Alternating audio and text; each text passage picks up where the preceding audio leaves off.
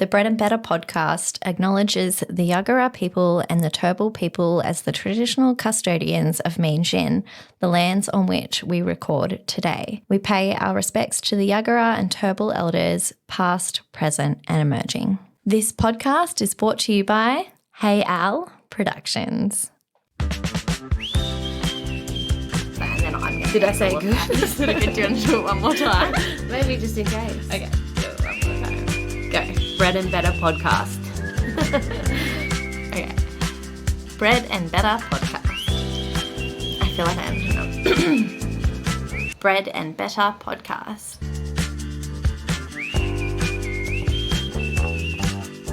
Welcome to another chat with the chicks. We are the Bread and Better podcast, and we love to talk all things women's health, from fitness and nutrition to mental health, mindset, and everything in between.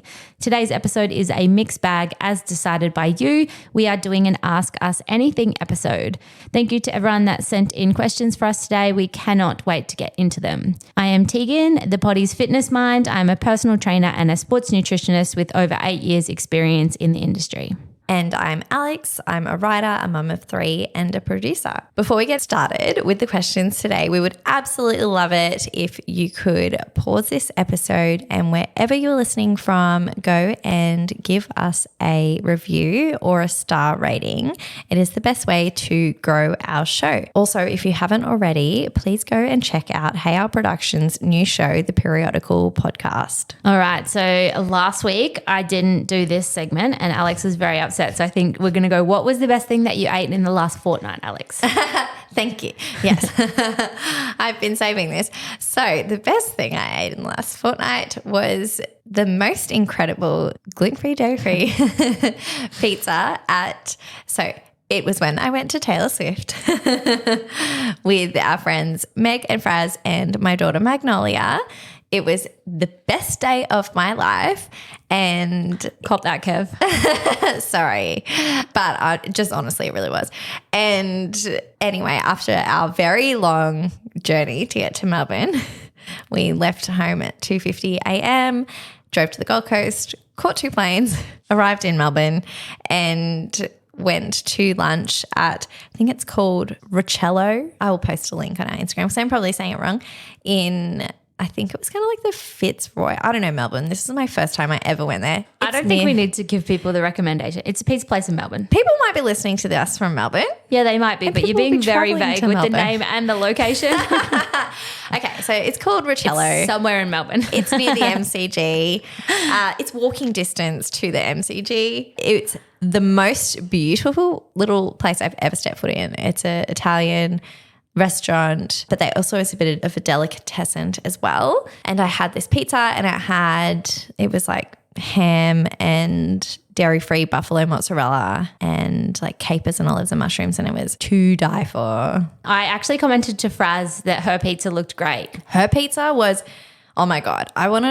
Yours probably wasn't as much to look at, yeah, but I heard it was very tasty. Mine tasted amazing. Magnolia's looked incredible too. I actually was inspired by Fraz's and made a bit of like a fancy pizza that same week. Well, hers was like a ham and pineapple. But like a bougie, caramelized, reduced pineapple. Oh my Lord, it just looks so Oh my Lord. good. And then we had this little walk through the streets of Melbourne back to our hotel, and there was just like all these beautiful little townhouses, and we were just like on such a high. Like the 3 of us have been messaging each other saying like it was like one of the best moments of our life. I love that. It was so nice just the whole day. But anyway, that was the best thing I ate. What was the best thing you ate? I forgot to prepare something again. No, on Tuesday night we went to Frida Sol, which is just near my place, and it's a Mexican joint in Palm Beach, and it was Taco Tuesday. But they have these things, and I don't even want to pronounce the name. They're like beef empanadas. Empanadas. There we go. Yeah. And they're like this little pastry thing with beef in it. And then they put like a chipotle mayo and Parmesan cheese on top. Yeah. And I think it's the 3rd time I've had them there. But every time I'm like, fuck, these are so good. That sounds so good. And I also had 3 different tacos and corn chips and guacamole, a coconut mug and an Aperol Spritz. That sounds incredible. It was really good. Yeah.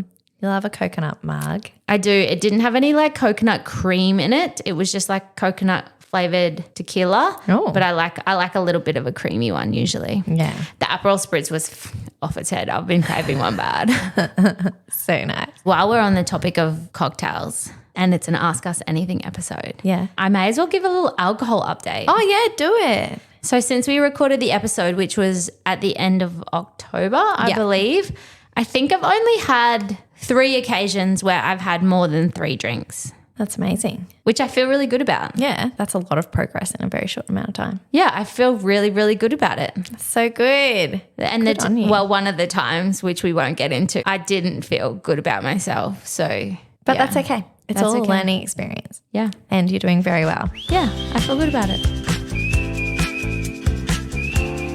All right. Well, we'll launch straight into the episode. Ask Us Anything. It's an absolute mixed bag of questions that you guys sent in. So there's a few personal questions for Alex and I to answer. There's a few fitness and nutrition questions and just other little bits and pieces. So we'll just launch into that. Can I do a full disclosure thing? I haven't slept in 5 days. Yeah, that's terrible. Sol has. Actually, we don't know what Sol has. I've taken him to 3 different doctors. He's got like inflammation in his gum. Everyone keeps giving me a different answer.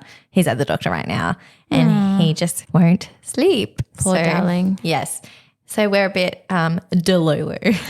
Oh, you used it. I use it so much. Kev's like, stop saying that fucking word. It's so good. So for you guys that weren't in on the personal joke, the first time I said delulu, Alex thought it wasn't obvious what it was. But I didn't know what obviously you're it means talking about. delusional. It does. And it applies to a lot of different And it's situations. so fun to say. It is. Magnolia says it now. Delulu. You're delulu, mummy. That's so funny. All right. So the first question that we have is, who are our biggest fitness and personal inspirations or mentors and why? Would you like to go first? Yeah, I'll go first. So, fitness wise, I don't really follow fitness kind of influencers or anything like that. So, my biggest fitness influencers are you. Oh, thanks. No surprise there. And just like all of my friends in general, like our group of friends, I feel like they're all, some of the girls are training for a marathon and Yep. they're always doing great things, often with you. My mum friends are all incredibly adventurous. Yep. And always doing things like a few of them did that Kokoda challenge in the Oh, Gold yeah, Coast wow. hinterland last year. And they're always doing like crazy things like that. 3 of them are doing a 50K bike ride thing in a few weeks. And Yep. yeah, they're all really committed to their fitness and making it work around their jobs and their kids and stuff. And yeah, I love that. Also my mum, obviously, she's a machine. Oh, yeah. So recently, and I've got the picture to share, we went for a swim with your mum and you've Yeah. got the try coming up this weekend. Next weekend. Next weekend. Yeah. Oh my God. I have full body sweats right now. I'm like, what? Wait. Have I got the date wrong? Yeah, your mum is now my surfing inspiration. Yeah, she's keen to go for a surf with you. I'm keen. The same for fitness. I don't really have any. As we know, I'm not really good at following anything or anyone well. Obviously, there's a few people in the fitness industry that I look up to more for their businesses than for their fitness progress, because obviously I'm not into bodybuilding. So Yeah. whilst I think it's admirable the things that they achieve with bodybuilding, it's not really an inspiration for me because that's not something that really interests me. And as for running, I don't follow it. I just run because I like running. So I don't really have any. Yeah. Yeah. I It's see a tricky people doing one. cool shit. Same. And I'm like, that's cool. But Yeah. there's not someone that, The people who are fit that I look up to are like pro basketballers and tennis players and stuff, but that's more their mindset that I really am interested in. So, definitely. but in regards to personal inspirations / mentors, business wise, it would be Veronica Fury, Yep. who is like one of my closest friends and just an amazing producer. And she's just always kind of like my go-to person whenever I have questions about business. Yep.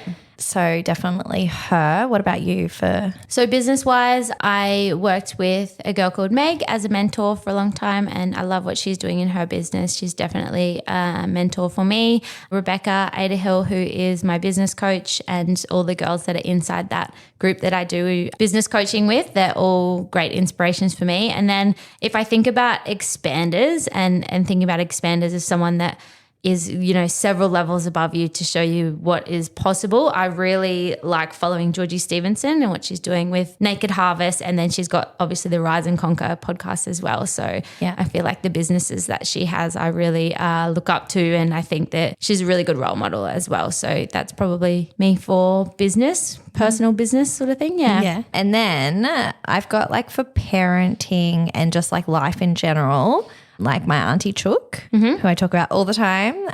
She has 3 boys and they're just like the happiest little family that you've ever met. And they're just all best friends. And she's very similar to me. She's like a creative, and her husband, Uncle Brett, and Kev are pretty much the same person. So our lives are quite similar. Yeah. And I just love how happy she is. Excellent. Love that. Yeah. What about you? So for life, I put my mum and my nan.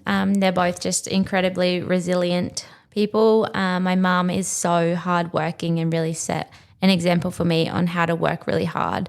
And my nan, she's probably actually my ultimate fitness inspo. Yeah. Because she's 84 and not stopping anytime soon, but she just has this brilliant positive mindset, and I just love that.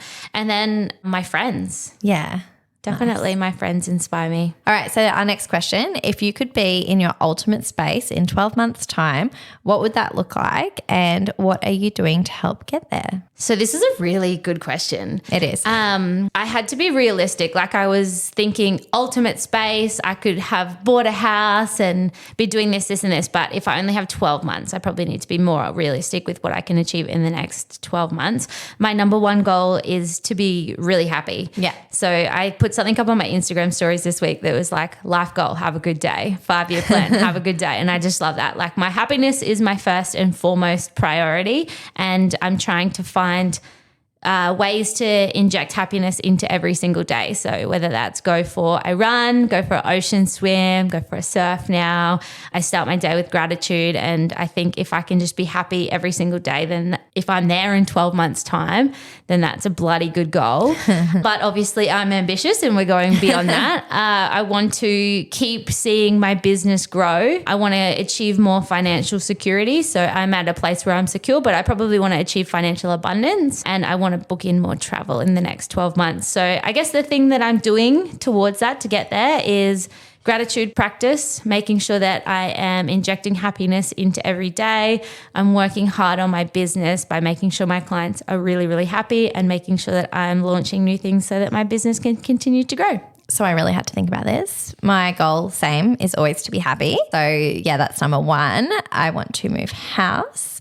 Working towards that literally right now, filling out applications to move, not to buy, but to move into the catchment of the school we want Oscar to go to, so that we can stop stressing about that. I want to go overseas next year. So we were going to go overseas this year, but our plans have changed a little bit. So excited to see what next year brings with that. My main goal is to keep working on my health and fitness, because it's making me super happy. And Mum and I did miss out on the Noosa registration. Did you sign up for a team? Do a team. Yeah, maybe I will do a team. But do they even do the sprint? I didn't even see that as an option. Oh, yeah.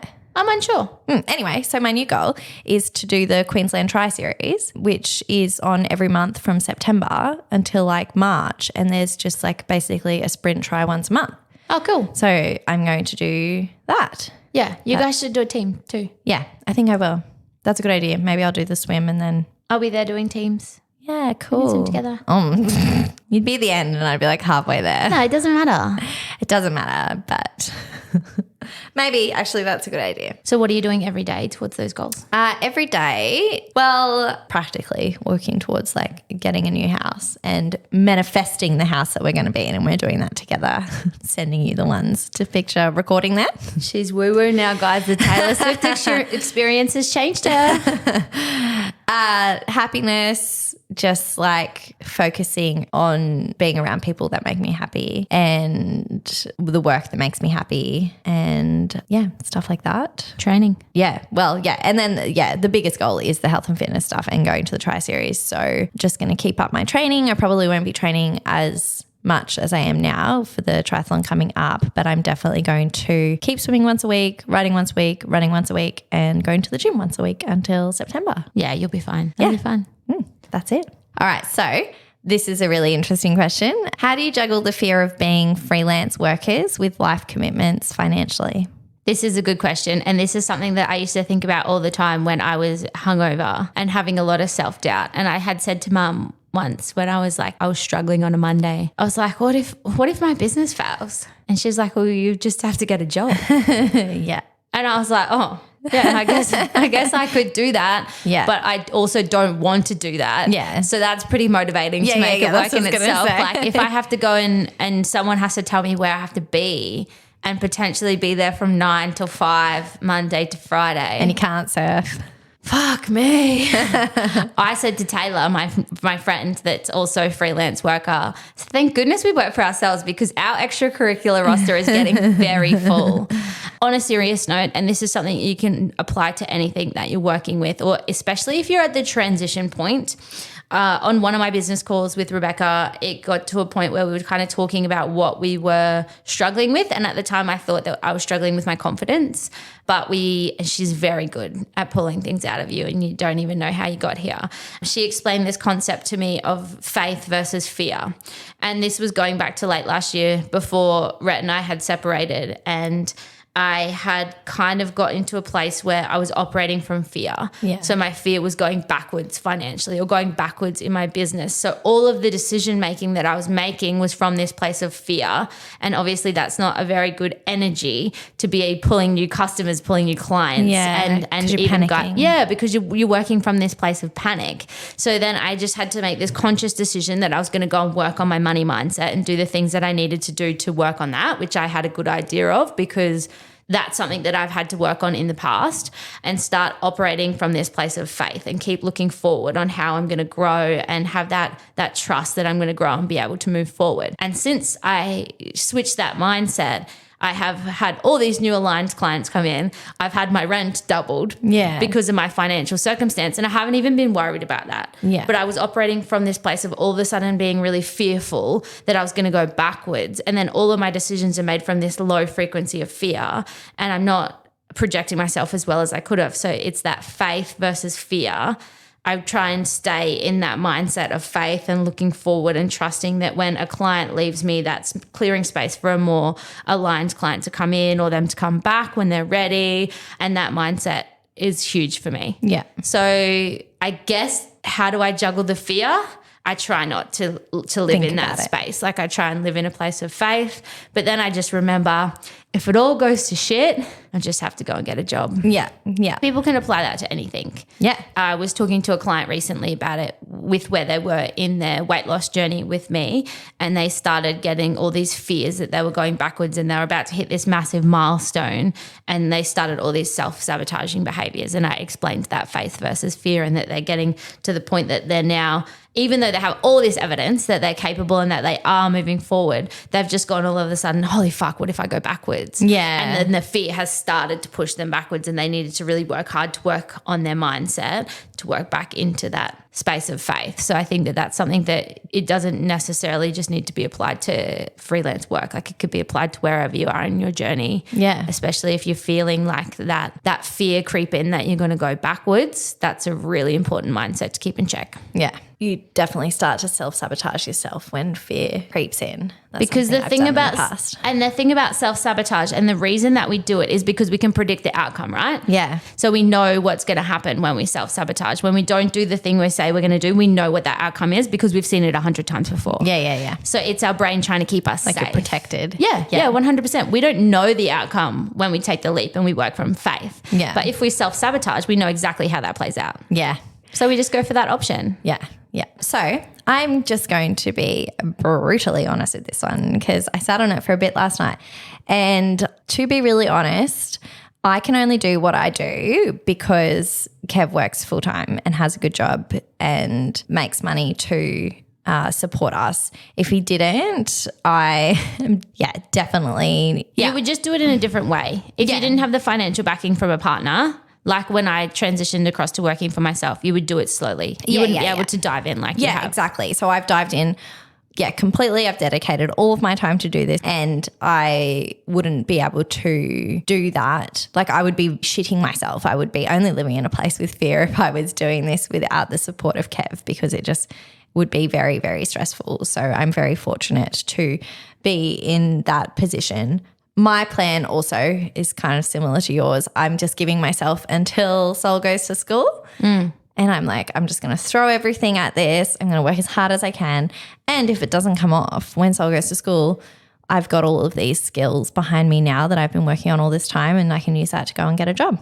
Yeah, exactly. So, you have a crack. You got to have a crack. I'm just going to And that's what they say. The biggest difference between like entrepreneurs and people that never go out on their own is that they're willing to take the risk. Yeah. Yeah. So the next question was, how do you choose what to prioritize from a financial standpoint when it comes to your health? So with this one, I think it really depends on like what you're dealing with at the time. Obviously, if it's like a really pressing health issue like me last year. Like a medical issue. I think we've written something pretty similar for our notes. Yeah. So if it's like a medical condition like last year with me, right, like we were just paying like whatever we had to make me feel better, because it just, the way I was living was not sustainable. I was so sick. So we were prioritizing that over everything. Yep. Medical should always be priority. Yeah. And if you're pushing medical issues aside and spending extra money on other things that are non-essential, I'd really have a hard look at your budget and where you're going with that. But I think a lot of people will ask this question, say, I can't afford coaching, I can't afford a gym membership, I can't afford this, I can't afford that, but they haven't weighed up their priorities and where they're spending their money. Like, are you eating out multiple times a week? Are you buying takeaway at work? Are you getting Uber Eats? Are you buying new clothes all the time? So do you not have the money, or is it not a priority to you? Yeah. And this is the thing, health and fitness is not an extra.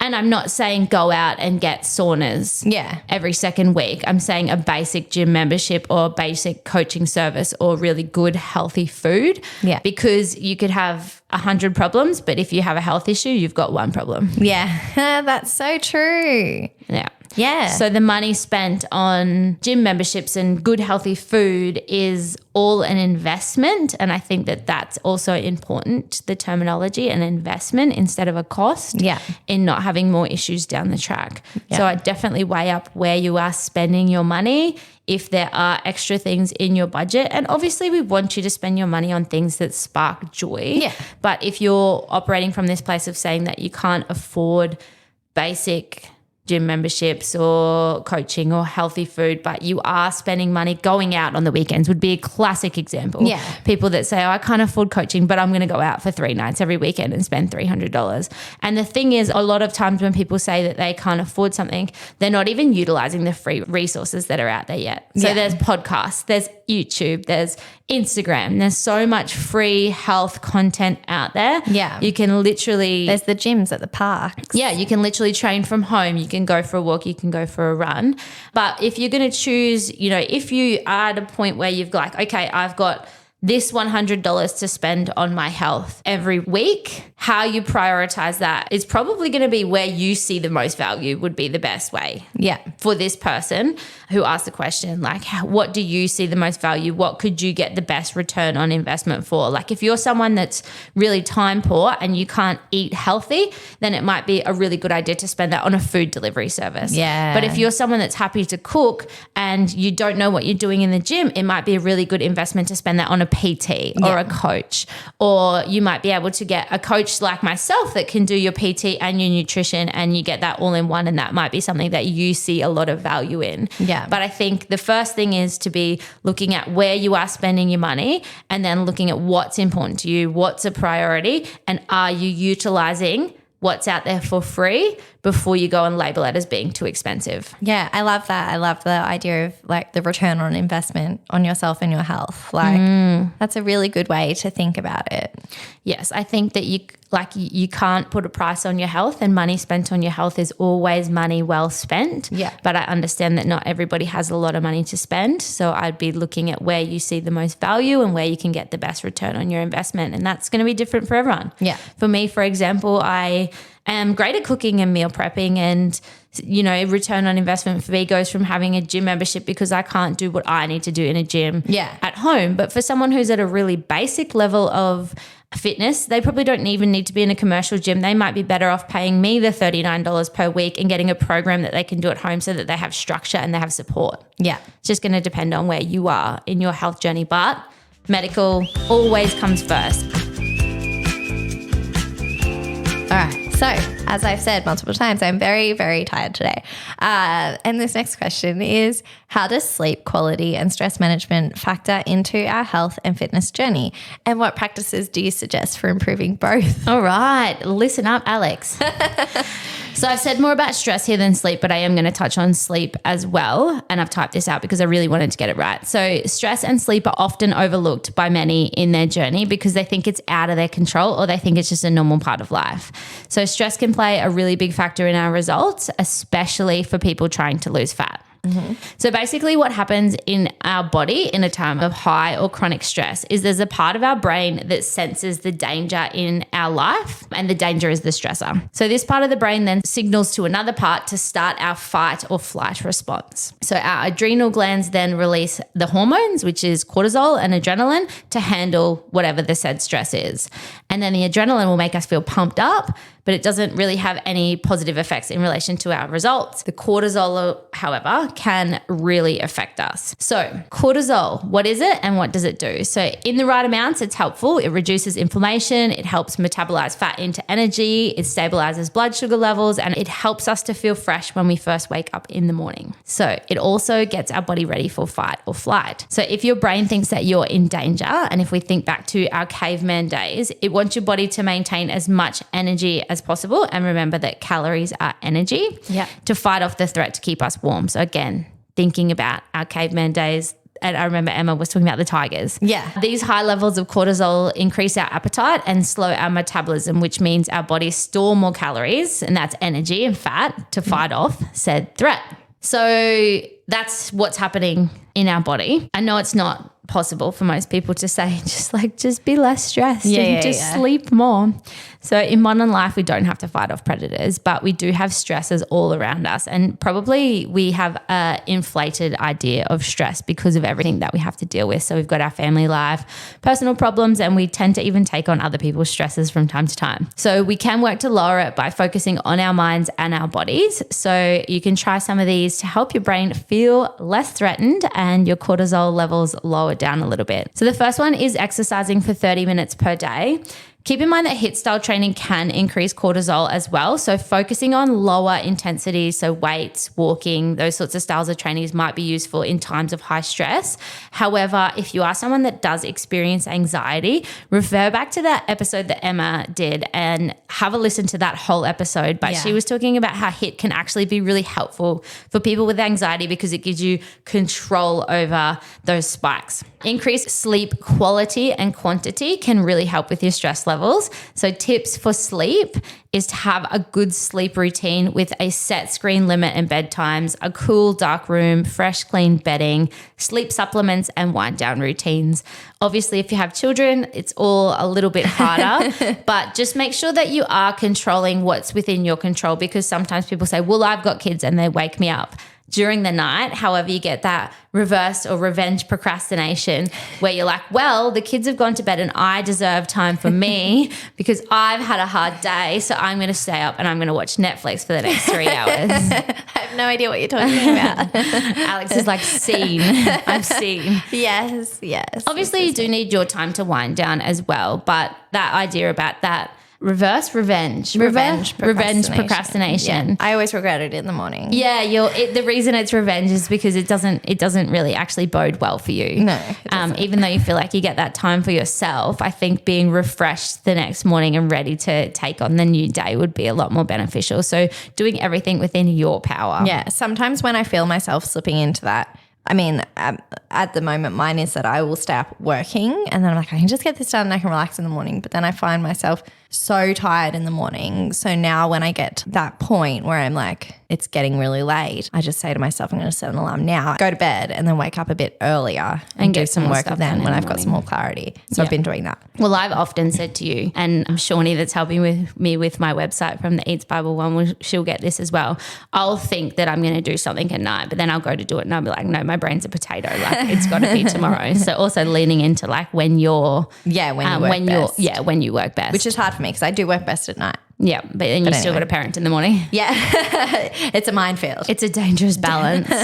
So with regards to stress and sleep as well, so nourish your body with high quality foods. Don't blame stress for your inability to get results if you aren't ticking the boxes with nutrition as well. So some people use stress as a excuse to eat poorly, whilst good quality nutrition may help reduce your cortisol levels. So some research shows that vitamin C and omega-3 can help with that. Reduce caffeine and alcohol consumption. So both increase stress within the body, despite people thinking that alcohol helps them wind down. If you wear a garment or you wear any wearable, you'll be able to see that when you have alcohol in your system, your recovery and your stress is actually a lot higher. Really? Yeah. If I have a bigger night, my watch will beep and say, delayed recovery time due to high stress. Really? Yeah. That's so interesting. As soon as I have alcohol, you'll see my stress levels spike. Wow. Yeah, definitely. And because it affects your sleep quality too, so you don't have that time to recover. Yeah.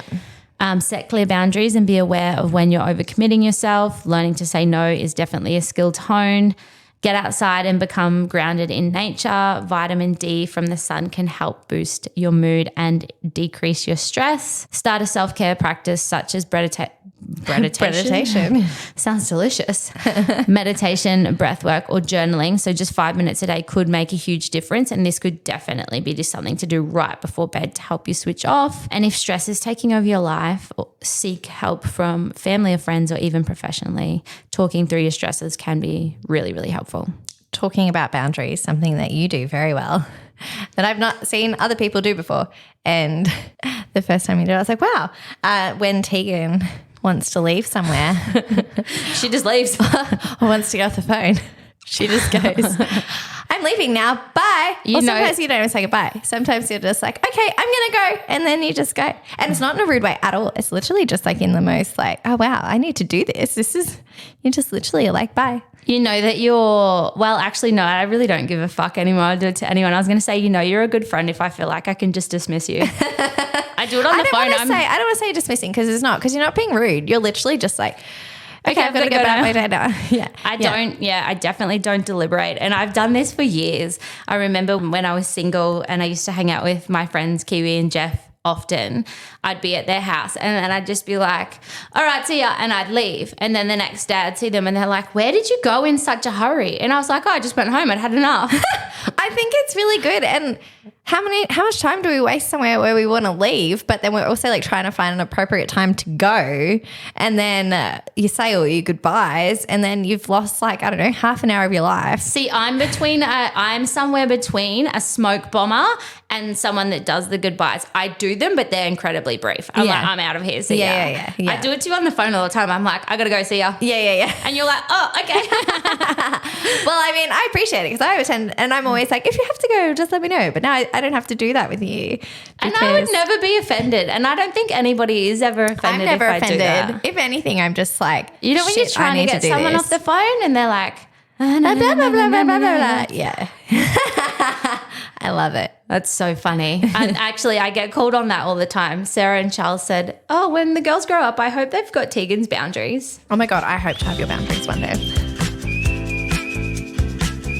All right, Tegan, this one is for you. When it comes to recovery from training, are there any alternative therapies that you've found especially helpful for women? So I just want to preface this by saying, and I feel like it's needed in this biohacking age, nothing beats good old load management and rest days. And that's progressively overloading at an appropriate level, not going 0 to 100, and making sure that you are timing your rest days really well. That's going to be your best bet in terms of recovery. Yeah. I'm just going to say do the basics first before you try and skip to the hacks.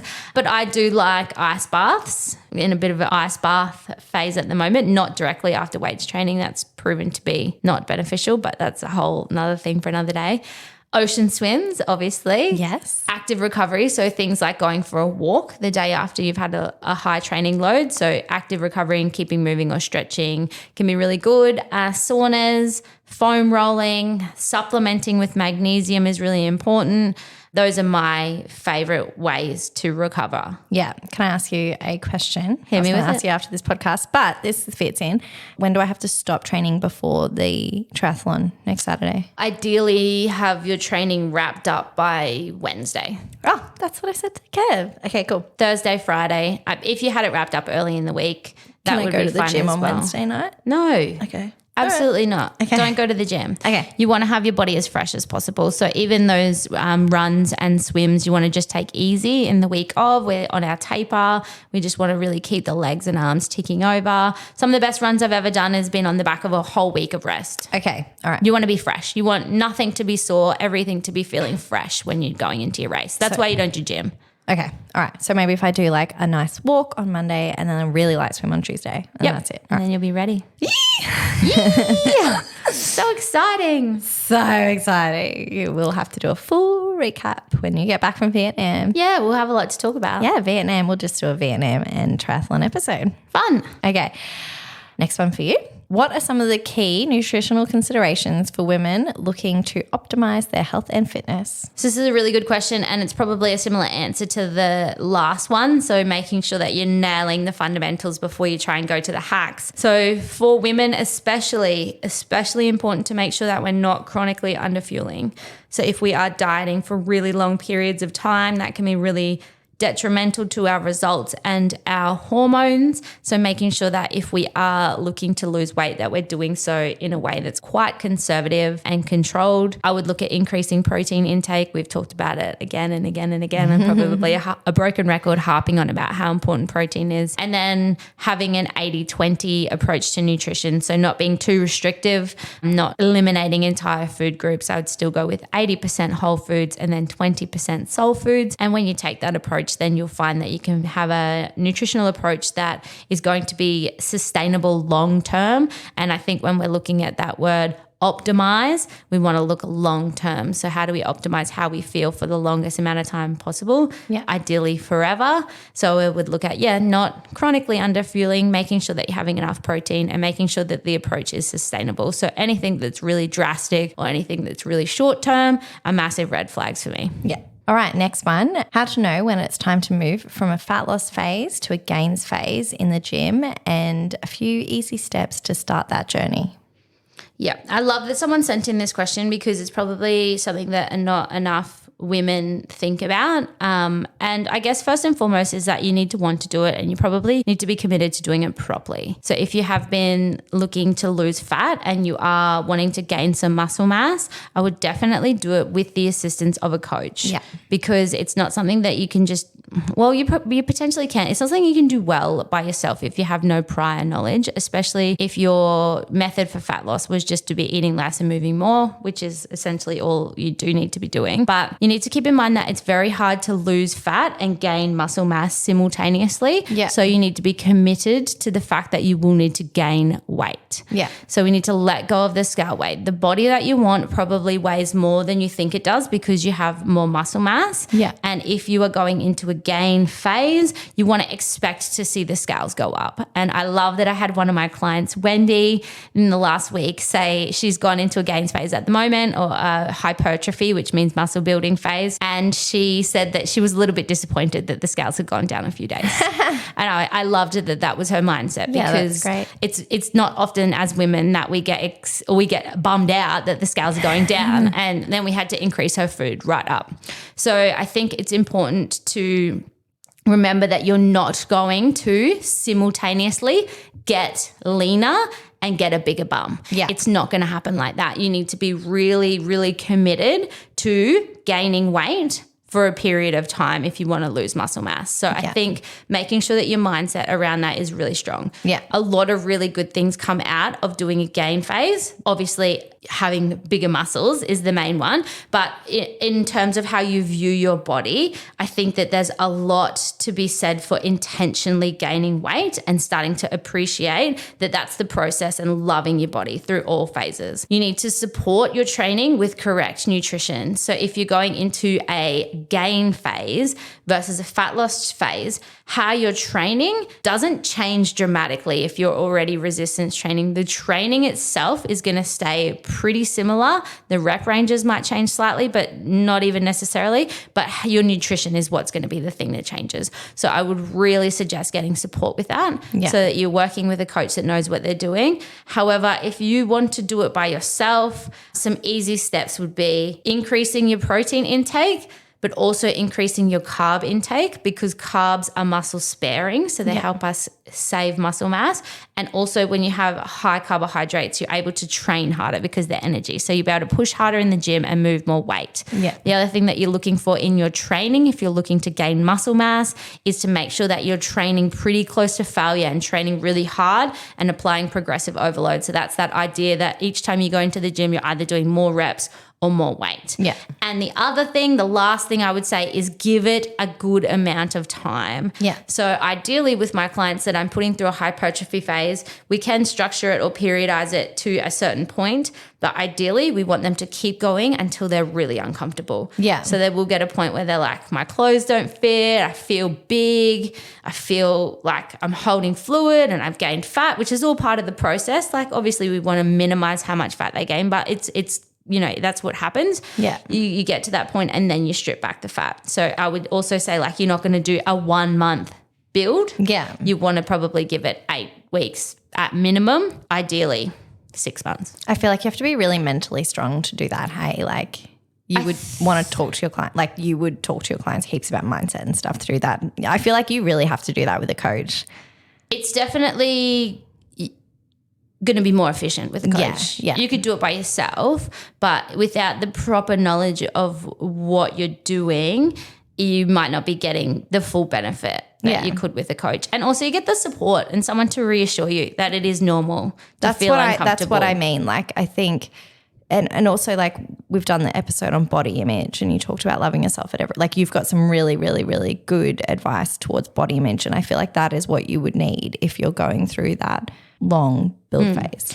I think your body image will definitely improve as you go through it. Yeah. But it is definitely something that you need to be aware of. If somebody was already struggling with body image to then go and ask them to intentionally gain weight, it's probably going to be pretty challenging mentally. Yeah, absolutely. What are some of the good ways to properly map out goals, break down into monthly, week, daily, etc.? Yep. So short answer, go and listen to our vision board episode at the very start of this year, because we really got into goal setting in that episode, and we'll be able to give you way more information in that.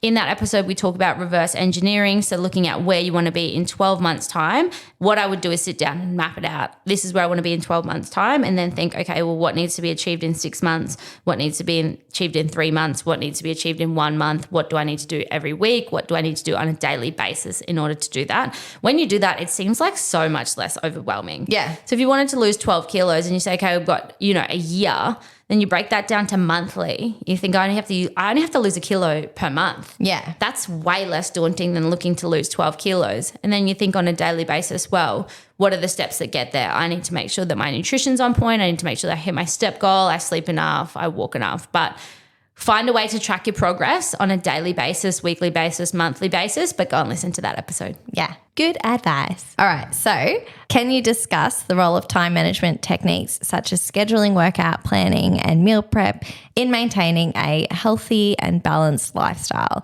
And I was just about to say to you, we touched on this a little bit in our second episode, which was very, very, very long ago now. So let's go into it a little bit now. Yeah, so time management is important. It's not essential for everyone, but if you're not getting it done, it is. It's essential for me. Yeah, if you have a busy schedule, it is essential. So the biggest thing is I would book it in as a priority. So set it as a meeting for yourself or with yourself. Yeah. You don't miss your kids' appointments, your doctor's appointments, your work meetings. Make it that serious. Yeah. Yeah. You said that in the second episode, and I think about it all the time. Every time I go to be like flake out on myself, like if I'm like, oh, I'm too busy to do this, I think like nothing would stop me from getting Magnolia to her gymnastics. Yep, you'd find a way. Yeah. So I think that way about my training now too. And I think, remember that saying that we've used a few times, reframe it to be, I don't have time to, it's not a priority, and see how that feels. And yeah, I will always make my movement a priority. I don't time block it specifically because I do have a lot of wiggle room in my schedule, but it was very recently that I was doing something and I went to go to the gym at a different time and there was traffic and I had gone 10 minutes and I'd gone like 2 abs. And I thought, I legitimately don't have time to get there and get the workout done. And I thought, oh, that's weird. This doesn't happen often. Yeah. That I don't like, because it's such a priority in my life that it's just part of my schedule. And the potential to run out of time to do it, it doesn't happen because I block it in as a priority. So I think that it's probably pretty crucial for most people. Make sure that you've left enough time, and when you're time blocking, and go back to that episode and listen about time blocking and making sure that you're putting it in your calendar, in your family calendar, on the fridge, wherever it needs to be, and putting in travel time as well. That's what I fucked up. But making sure that you have left enough time for it. And even the little things like making sure that you're putting aside time to write your grocery list, making sure you're putting aside time to buy the groceries or pick up click and collect, and utilizing things that you can do if you're time poor. If you say you're time poor and you don't have time to meal prep, but you're walking around the grocery store every week and buying your groceries, that's an hour that you could get back to be cutting veggies and meal prepping. Yeah. So making sure that you're using your time effectively and you're putting it into your calendar as a non-negotiable, because if you don't have good time management and if you're not scheduling in your workouts, your planning and your meal prep, and they're not happening, well, that's key importance for you to maintain a healthy and balanced lifestyle. It shouldn't be something that's an optional extra. Yeah. If it is, then obviously it's not a priority to you and you need to work on your time management. Yeah, I agree completely. And there's just so many things that you've said throughout the series. I feel like maybe we should put a little like montage together. Time management. And one of the things that you said, I'll find whatever episode it was and I'll put a link to it. One of the best things you said was about, was it in the habits episode, about routine, and like that creates the habit. Yeah. That has been life-changing for me, because now that I've got my set time, like I'm still fluid with a lot of my workouts, but I have my Wednesday night I go to the gym, Monday afternoon I go to the gym, and that's just the way it is now. I think for most people, having a set routine, if you can, is always going to be more beneficial. Yeah, I've found a really good balance now between some of the things that are set and then room, like where I find space for things. And some things might be more susceptible to being more fluid. So if you're going for a run, there's a bit more wiggle room there versus if you have to be at a gym class at a set time, or if you're meeting a friend at a set time. Yeah, and it's finding what works for you, because I was looking for gym classes and none of them, like I'm not making excuses, none of them work for me really with mine and Kev's schedules. Yep. So which makes sense because he starts work really early. Yeah, 3 a.m. Then the kids have to go to school, and then in the afternoon you need to be getting ready for dinner. Yeah. And he has to get to bed early. What time does he go to bed? He doesn't get enough sleep. I was thinking about him before when you were saying like the cortisol and stuff like that. He goes to sleep at like 8:30 and then starts work at 3 a.m. So he probably needs to go to bed earlier. But he wants 6 to hours. spend time with me. Is it like roughly 6 hours? Yeah, that's kind of like hours. That's kind of how I operated when I was in F45 era. Yeah. And 6 hours was fine. I could function completely fine on 6 hours. Now I've like crept it up to 7 hours. Yeah. But my body's like 7 hours, that's it. If I sleep for 8 hours, I'm fucking cheering. Yeah, if I sleep for too long, I'm not a happy person. But he definitely needs a little bit more because of the whole like last night he needed to get Nurofen twice. You know what I mean? Like, yeah. So he could definitely, but he won't, because he's like, that's half an hour less with you.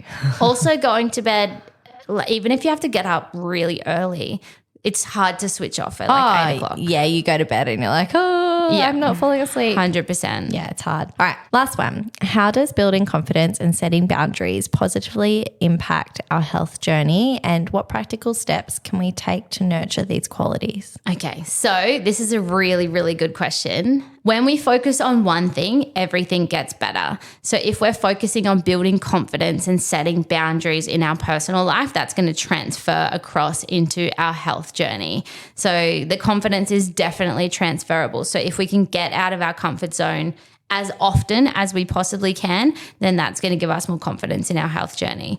And it's just going to spill over. As you know, I say this all the time with boundaries, and we've just talked about it before, but boundaries are your key to personal peace and happiness. And if we go back to the example that you were giving before about me being like, I've got to go, I've got to get off the phone, that's like such a micro level thing. But if I am being overly polite and I've got somewhere to be and you're telling me a story that I don't have any particular interest in at that time it's making me late for my next appointment, and then I'm getting anxious and I'm getting frazzled and then my whole day's going behind. That's just like a tiny example of how having boundaries in one like little situation allows me peace throughout my entire day. Yeah. So that boundary is really important. Any boundary is really important to your peace and happiness. Like anytime you start to feel resentful or annoyed about something, have a think about how can I set a boundary here so that this doesn't happen anymore. And that might be getting people off the phone quickly. But if you're thinking about your health journey and your boundary might be, and this is another one that comes up a lot for my clients, is people saying, oh, we'll just have this or just a little bit won't hurt. Mm-hmm. You need to find a way, if you can't have a hard conversation with that person where they're going to honor your boundaries. And for most people that really care about you, it's very easy to say, hey, this is my goal and this is what I'm working towards, and they will honor that boundary. But if it's someone that you're not close with and they're not going to, you need to find a new way to assert that boundary. So I was giving the example to a nurse, and she was saying that she'll be working with someone and she'll have taken the food that she plans to eat. She's even taken her snacks, and she was working night shift. We've made a plan that she takes chips and chocolate because everyone's having chips and chocolate, but we're going to take it in the portion that is appropriate to her in her favorite type, so she's enjoying it more. Yeah. But then the people she's working with will say, oh, well, we're just getting tired. Why won't you have it with us? A little bit won't hurt. Why do you need to lose weight? You look great. Instead of trying to fight that, find a new way to create the boundary. Yeah. I said to her, just say, I don't want it. Yeah. Or I don't like it. Yeah. And how often to push, if I say, Alex, would you like a chocolate? And you say, I don't like chocolate. Yeah. I'm not going to push to say, just have, be like, just try it. Just try have it. Some. Everyone knows if they like chocolate or not. If you say, oh, I'm trying to be healthy at the moment, I can say a little bit of chocolate won't hurt. But if you find a different way to express that boundary, to shut it down there and then you get that personal peace without feeling conflicted and having that whole stupid fucking conversation that you didn't want to have with a person that's none of their business, and it's probably just a mirror of them not working on their own goals. I love this. The other thing with the boundaries around your goals is that, like, this is something that I've struggled with when I've had a plan in place to go for like a run and someone's invited me to something. I've struggled to be like, oh, well, I probably can reschedule my run, and then I'll say yes to them, but then I'll feel really bad because I didn't go for my run. Whereas I think I probably would have to do that thing and just say I've got something else on, not a run, because then they'd be like, oh, but you can run anytime. So that's good advice for that. Just finding a different way to assert that boundary. That's so funny. Like, it just shows that like the difference. Like if someone said to me, oh, do you want to come to this party? I could very well say, no, I've got to run the next morning. Yeah. And no one would be like, well, you can run anytime. They'd be like, yeah, fair enough. Yeah. She really likes running. I just like running, Jenny. Yeah. But yes, you will, for some people, have to say things in a different way. Yeah. But you could even back it up by saying, I need to go for a run. I'm training for this triathlon. Yeah. But you don't. But still, people don't take that seriously. People are like, oh, again, mirror. Of their own inaction towards their goals. And when you realize that, you'll find it easier to shut them down. Yeah. But I think when you're operating from this frequency of personal peace and happiness, and the running is important to you and the triathlon is important to you, and saying no, everything in your life is going to become more aligned. Yeah. Versus you feeling like you didn't get to have that run, and then you feel like you're behind in your training, and then you have to go to another run, and then you've pushed your whole schedule out, and then you're all stressed. And then that's other time away from the kids, because I am trying to schedule things when they're at school or whatever. So then I'm feeling guilty about that. Yeah. Boundaries. It's my favorite thing. It's such like a domino effect. It's really, really challenging. Yeah. So practical steps on building confidence and setting boundaries. get uncomfortable as often as possible. And I think we're doing a really good job at this because we've talked about confidence this year, and we are like with you with the triathlon and me with my surfing and meeting new people. How many new people have I met this year? I'm really enjoying it. I met a new person this morning. Oh, I'm so proud of you. Taylor's cousin Lockie came for a surf with us. You're making so many friends. And I actually met a few new people on the weekend as well. Well, I delivered an assembly at school last You week. did? Yes. And I didn't die. You were fine. I was fine. I forgot that it was something I had committed to. So it was probably good that I had like a really, really rushed day and no time to overthink it. Yeah. And then it was even better that I didn't have any context because I didn't realize that the thing I was doing, that I was saying this speech, I didn't realize that was the whole purpose of the whole parade. And I had to like introduce the kids, sing in the national anthem, and then do the whole thing. Sometimes going in blind can be a bit of a blessing. Thank God. So next one is to practice saying no to anything that doesn't feel good. And then that's going to feel hard at first, but then it's going to feel really good. Yeah. Catch and change people-pleasing thoughts. So we talk about catch and change with regards to mindset all the time, but if you think, I should just do that because that person really needs me to, catch and change that to be like, no, I need to do this, or no, I'm going to get resentful. No, I'm going to catch and change. Anytime you're people-pleasing, you can go, I can't do that because so-and-so needs me to do this. Yeah. Make sure you catch yourself in that thought pattern. Take note of when things don't feel good. So your body will tell you. Yes. And I'm such a big advocate for this now. Eliminate those occasions because we're talking about confidence and we're talking about boundaries. Obviously, when we're trying to do things outside of our comfort zone, that's like deliberately putting ourselves in a place that's uncomfortable, and we know that what that feels like. But there's a big difference between that and an unregulated nervous system. Yeah. So, when there's like someone, it might be like your friends, your boyfriend's friend's girlfriend. I have so many examples of this. When your body has this visceral reaction to the person, you like start to get self-conscious and you think, they're probably going to judge what I'm wearing. Or you feel physically ill being near them. Yeah. Yeah. Get those people the fuck out of your life. Yes. Or those situations. Take notice of what doesn't feel good and eliminate it. And that is okay. It is okay. It is so okay. To cut those people out that make you feel terrible. Yeah. That's fine. Yeah, totally. Yeah. Any people, places or things that don't feel good. I mean, if it's your job, you might have to go. Yes. That is true. Reflect often via journaling. So plan for next time. So if you're looking at, building confidence, setting boundaries, and you do get yourself in a situation, just plan for next time. Be like, okay, no, this is what I'm going to say next time. I'm going to get ready. And remember that our health isn't just our fitness, body and food. It's our mind and our nervous system as well. What we were just saying, when we are setting boundaries and building confidence, think about your health as overall. It's not just your fitness, your body and what you eat. It's about our mindset and our nervous system, and make sure that we're operating with boundaries for all of those things. That is all brilliant advice. Thanks. Thank you. Okay, so for the segment this week, on the last episode, we said we were going to give 2 people compliments, which had nothing to do with how they looked. And I thought about it all week and I was too nervous. Let's set this challenge now. You have to do it in Vietnam or at the airport. It might be easier in Vietnam because they won't know what I'm talking about. I do need to do it. Yeah, I'm going to give you 2 more weeks. Yeah. You have to do it. So, I'm happy to come on here and admit my failures. It's hard to do.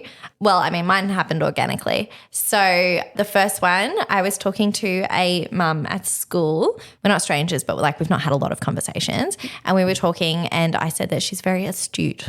What does that mean? Articulate?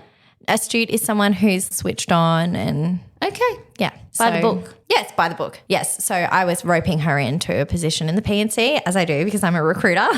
And I said that she'd be a really good fit because she's very astute. So I don't know how I'd feel if someone complimented me like that. Well, firstly, I didn't know what it was. So I would like that if someone said that I was astute. And then my other one is I was at Coles and there was a girl packing my groceries and I said, you are so good at packing those. That is such a good one. I was okay, this is easy. I can do this. Easy. I was like, none of my fruit is going to get damaged. I just wanted to go up to a stranger and be like, I love your vibe. But I couldn't get the guts to do it. That's a bit more daunting. And I saw a lady at the Beauty and the Beast musical yesterday. Oh, no, that's how she... Well, it wasn't about what she was wearing. It was about her whole vibe. But she had this turban and it looked fantastic. Yeah. And she just had energy. Yeah. I actually, the other way, I was more conscious about commenting on how people look. And I didn't realize how often I did it until I had to stop myself from doing it. I actually noticed all these things that I liked about people. That's nice. I had a friend and she was wearing the most gorgeous dress and I was like, I had this real moment of being like, oh, Alex, like find something else to comment on her about. And then I was like, no, tell her she has a nice dress. And I was like, ah.